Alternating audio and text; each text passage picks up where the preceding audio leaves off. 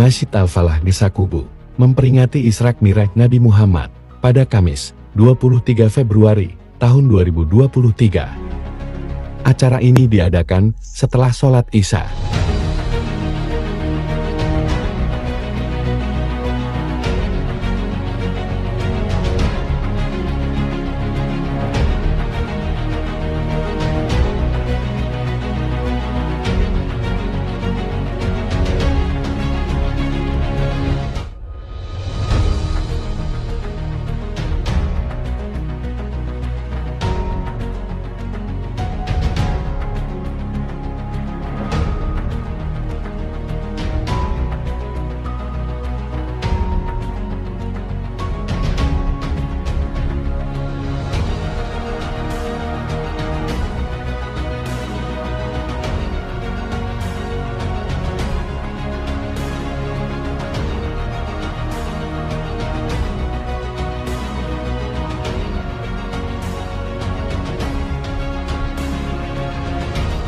Acara yang pertama adalah pembukaan, yang dibawakan oleh MC. Utusan dari kerajaan pada hari ini juga hadir Habib Ishaq Al-Idrus SPD MPD, Bang Kalbar, Bapak Ibu, Ibu-Ibu Majelis Ta'lim yang sama-sama Allah muliakan. Kemudian dilanjutkan dengan pembacaan Al-Fatihah Nabi, yang dibawakan oleh Bapak Haji Ismail Haji Mansur. إلى حضرة النبي سيدنا وشفيعنا وقرة أعيننا سيدنا محمد صلى الله عليه وسلم وآل بيته أزواجه وأولاده والطاهرين وصحابته أجمعين والمرسلين والعباد الله المصلين وصلى الله وماماتها الفاتحة أعوذ بالله من الشيطان الرجيم بسم الله الرحمن الرحيم الحمد لله رب العالمين الرحمن الرحيم يا نعبد ويا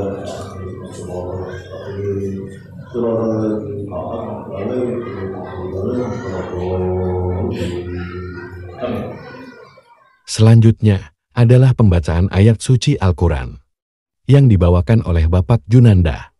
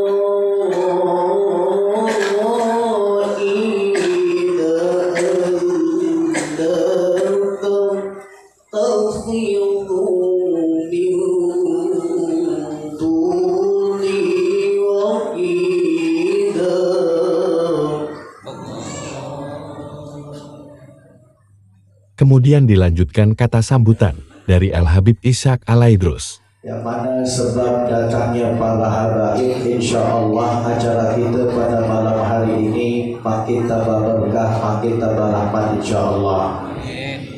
Wa akhusu bizikir, terutama yang hadir bersama kita pada malam hari ini, Datuk Majlis Kerajaan Kubu Al-Habib Umar bin Uthman Al-Aidrus. Kemudian adalah tausiah dari Kiai Haji Sayuti Muhammad Ilyas. Tes, bismillah. Jadi malam Ramadan pertama, sinto gak tarawih, sinto gak tadarusan, sinto gak tahajud, sinto gak sahur, sinto gak puasa. Makanya 5 malam ya ada tahan. Malam ke-6 ya geram. Nanti Bapak lihat jamaah kita nih. Kalau seandainya malam ke-6 tidak turun, tanya, kau geram ke?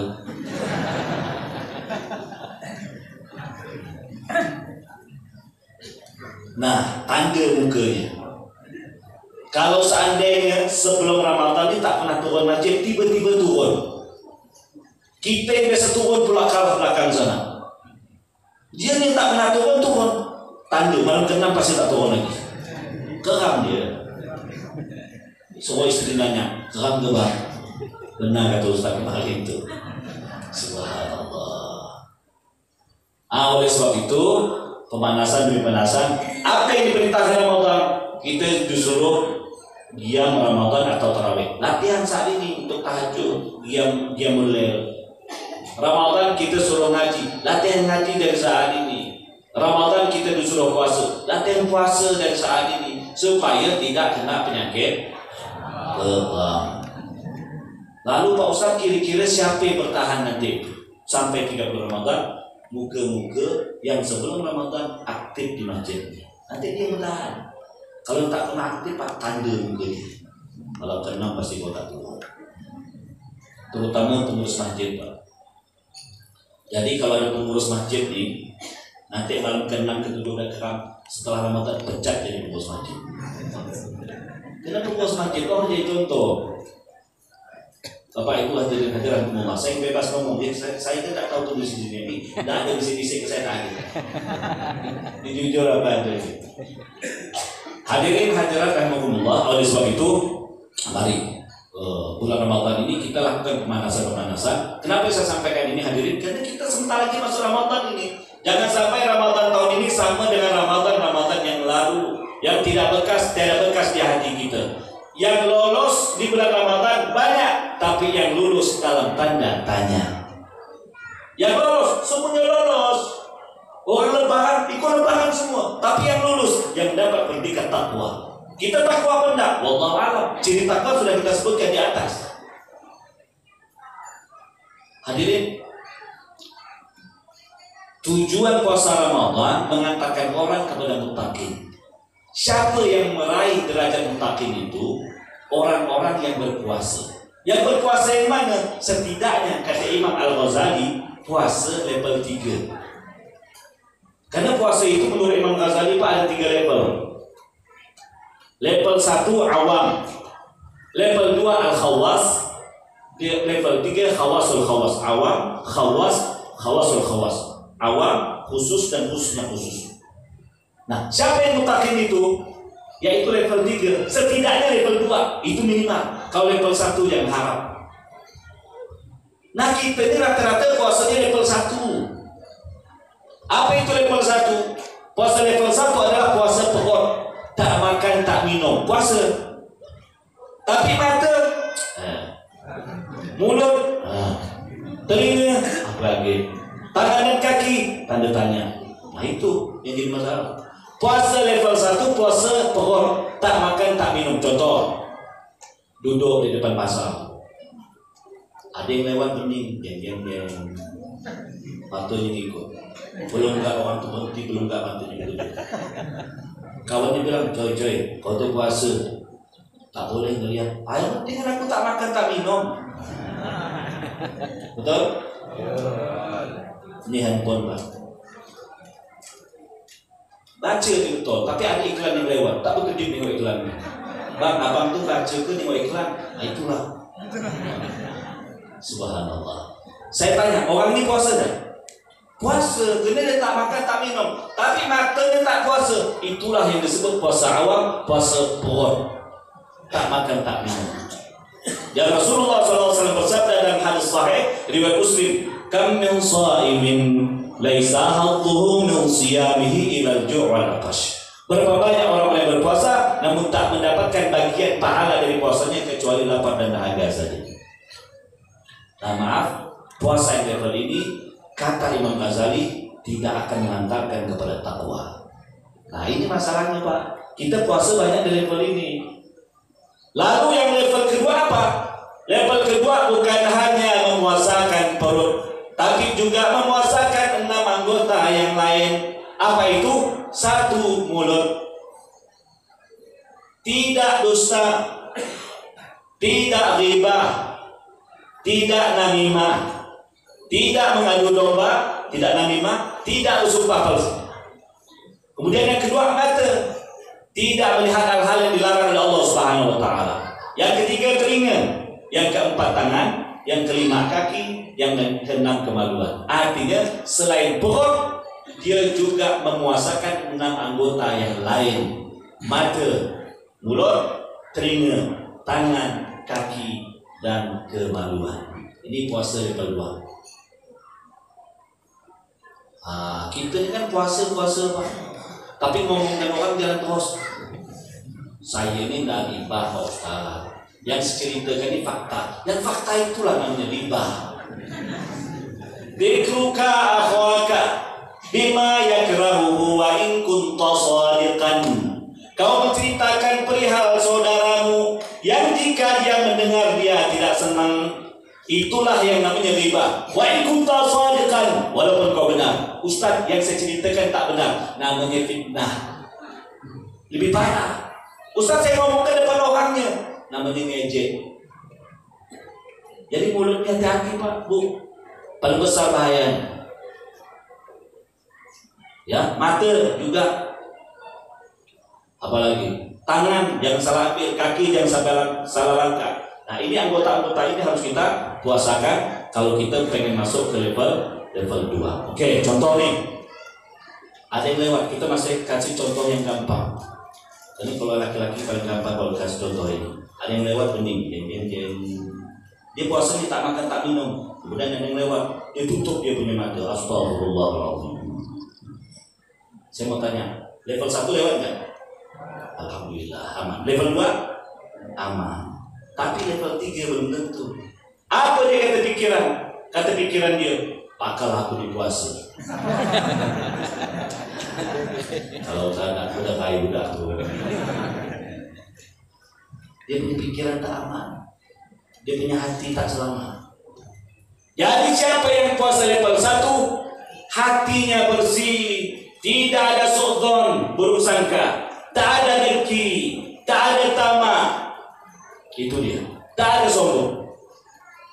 Kita ni Pak puasa, mata jaga, tapi dengki masih. Pak Bu, kalau pengen nak tahu dengki itu tak susah Pak. Ciri-ciri gampang sekali. Susah melihat orang senang. Saya sih nggak susah puasa melihat orang senang, tapi kalau senang melihat orang susah, ya sama tak boleh. Nah itulah dengki namanya. Susah melihat orang senang atau senang melihat orang susah. Nah itu kalau bulan puasa, Pak, hati juga dijaga. Itulah puasa level 3. Bukan hanya memuasakan perut saja, tapi memuasakan 6 anggota yang lain, ditambah juga memuasakan hati. Inilah puasa level 3. Yang bisa puasa di level ini, insya Allah keluar dari Ramadan akan mendapatkan derajat muttaqi. Amin ya rabbal. Satu, yang kedua, Rajab, Syaban, persiapan Ramadan. Yang kedua, Rajab. Juga itu Rasulullah SAW di Isra wal Mi'rajkan oleh Allah Subhanahu wa taala. Jadi kalau kita cerita Isra wal Mi'raj terlalu panjang Bapak Ibu. Kita ambil hikmahnya saja. Kalau kita cerita Mi'rajnya Rasulullah dari langit pertama ketemu Nabi Adam, langit kedua nanti ketemu dengan Nabi Harun dan Nabi Yahya, langit ketiga ketemu dengan Nabi Yusuf, keempat nanti ketemu dengan Nabi Allah Idris, kelima Nabi Harun, keenam Nabi Musa, ketujuh Nabi Ibrahim, sampai ada Sidratul Muntaha. Itu kalau kita ceritakan semua panjang. Tapi kita ambil hikmahnya saja. Sampai Rasulullah SAW ke Sidratul Muntaha, maaf, langit ketujuh. Maka saat itu Jibril berkata kepada Rasulullah, wahai Muhammad, kau majulah bertemu dengan Allah Subhanahu wa taala. Maka saat itu Rasulullah SAW mengatakan, ya Jibril, tadi kan kita berangkat sama-sama. Nah, sebelum saya bahas Pak, ada orang bertanya, Pak Ustadz, apa dalil secara logika Rasulullah itu bisa mi'raj? Karena secara logika gak mungkin Bapak Ibu dalam satu malam bisa berangkat dari Masjidil Haram ke Masjidil Aqsa. Apalagi dari Aqsa naik ke langit. Karena perjalanan dari Haram ke Aqsa itu perlu 1 bulan menggunakan onta. Rasulullah hanya 1 malam lagi, apalagi naik ke langit. Apa dari logikanya? Maka para ulama mengatakan tidak ada yang mustahil kalau Rasulullah SAW berubah ke dimensi para malaikat. Berubah dimensi. Pak Ustaz, apakah mungkin Rasulullah SAW berubah ke dimensi malaikat? Oh, bisa-bisa saja. Malaikat saja berubah ke dimensi manusia. Banyak dalilnya. Seperti hadis sahih Bukhari dan Muslim. Ketika Jibril datang kepada Rasulullah dengan wujud manusia. Maka Sayyidina Umar mengatakan, dari Sayyidina Umar ini hadis, telah datang kepada Rasulullah SAW seseorang yang berpakaian putih. Tidak kelihatan dia itu dari perjalanan jauh. Tapi dia ini, para sahabat gak kenal dengan mereka ini. Dengan beliau ini, mau dikatakan orang jauh, kenapa tidak berdebu? Ya, dikatakan orang dekat, kenapa kami gak kenal? Dikatakan orang jauh, kok dekat dengan Rasulullah? Bahkan dia meletakkan lututnya di depan lututnya Rasulullah SAW. Kemudian dia bertanya, apa itu Islam? Apa itu iman, apa itu ihsan, dan seterusnya. Setelah pulang ini tamu, Rasulullah mengatakan, atadruna manis sa'il, tahukah kalian siapa yang datang tadi? Allah wa rasuluhu alam. Hanya engkau, hanya Allah Subhanahu wa taala dan Rasul yang tahu, dan kami tidak tahu ya Rasulullah. Maka Rasulullah mengatakan, fa innahu Jibril atakum yu'allimukum dinukum. Yang datang tadi itu adalah Jibril, datang kepada kalian mengajarkan kalian agama kalian. Itu dalam hadis Pak. Dalam Al-Qur'an ada juga. Ketika ada tamu datang kepada Nabi Ibrahim di malam hari, anggaplah jam 12 malam, dan mengatakan Assalamualaikum. Dia Nabi Ibrahim. Ketika tamu ini datang, kalau kita Pak, ada tamu datang 12 malam, tok tok tok, Assalamualaikum, berani buka pintu? Berani? Oke. Nabi Ibrahim langsung buka. Oke, anggaplah kita macam Nabi Ibrahim, tidak pakai tanya, langsung buka. Pertanyaan yang kedua, berani kita suruh masuk? Berani? Oke. Nabi Ibrahim mengatakan silakan masuk. Oke. Anggaplah kita nak macam Nabi Ibrahim, kita suruh masuk. Berani suruh duduk? Tidak. Nabi Ibrahim mengatakan silakan duduk. Anggaplah kita macam Nabi Ibrahim, suruh duduk. Kira-kira kita bertanya apa enggak? Anda dari mana? Apa tujuan Anda datang ke sini? Apa gerangan tujuannya? Kira-kira begitu? Nabi Ibrahim tidak. Apa yang dilakukan Nabi Ibrahim? Langsung datang ke belakang. Datang kepada istrinya dan mengatakan, apakah ada makanan? Wah, luar biasa. Untuk apa Bang? Untuk tamu kita. Langsung dihidangkan makanan. Beda sama kita Bang. Tamu datang, tahu yang dia makan datang lagi. Nabi Ibrahim itu Bang, itu termasuk orang yang paling suka memuliakan tamu. Tidak pernah makan sendiri. Kalau makan tunggu tamu. Kalau kita makan tunggu tamu balik. Betul. Jadi beliau datang ke belakang mengatakan, apakah ada makanan? Oh tidak ada wahai suamiku, kecuali ada sapi saja, anak sapi. Lah kita potong. Dipotong Pak, disembelihkan, sudah dihidangkan. Enggak, dia bertanya Anda dari mana? Yang penting kau makan dulu. Nanti baru kita ngobrol. Jibril, siapa si Martam ini mengatakan, kami nak ngomong, tunggu dulu, yang penting makan dulu. Subhanallah Pak, setelah dihidangkan, tamu ini tak diberi kesempatan ngomong, harus makan dulu. Setelah dihidangkan, maka tamu ini mengatakan, maaf, kami tak makan. Lalu Anda itu siapa? Aku adalah malaikat Jibril, dan ini teman-temanku. Subhanallah, ternyata datang itu malaikat berwujud manusia, berubah di dimensi manusia. Lalu apa kalian datang ke sini? Aku ingin berikan kabar gembira kepadamu bahwa istrimu Sarah sekarang dalam kondisi hamil. Jadi Pak Nabi Ibrahim punya istri dua, bukan abang saya Ibrahim, bukan. Abang saya satu ya, istrinya. Nggak tahu lah saya ini masih satu, mudah-mudahan jalan dua. Kenapa saya berani bilang gini, istri saya tidak ikut. Subhanallah, punya istri dua Pak ya. Dari istri pertama melahirkan anak kedua, dari istri kedua melahirkan anak pertama. Nyambung ya. Jadi menikah pertama tak dapat anak, menikah kedua dapat anak. Setelah dapat anak dari istri kedua, barulah istri pertama hamil. Nah inilah yang diberitakan oleh malaikat tadi. Istrimu hamil, itu Sarah bergembira yang ada di dalam sana. Yang kedua kata malaikat ini, aku ingin datang ke kampung sebelah. Di sana ada Lot, dan aku mengajak dia untuk keluar dari kampung itu karena setelah waktu fajar nanti Allah akan menurunkan azab kepada kampung tersebut.